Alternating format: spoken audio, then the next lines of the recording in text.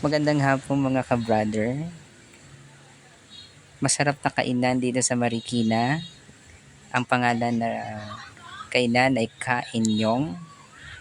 Dito lang po matatagpuan sa Malanday, Marikina City. Sa halagang 99 pesos, masarap na only rice pa. At dito sa lugar, malinis, maayos, at presko. Makikita niyo po yan dyan. Oh. Meron din pong libreng parking at di ka mahihirapan. Preskong presko po kapag napunta po kayo dito.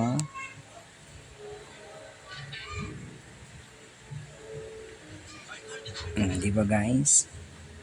Punta na kayo dito sa murang halagang 99 pesos at marami pa po kayo mapagpipilian ng mga pagkain na gusto ninyo.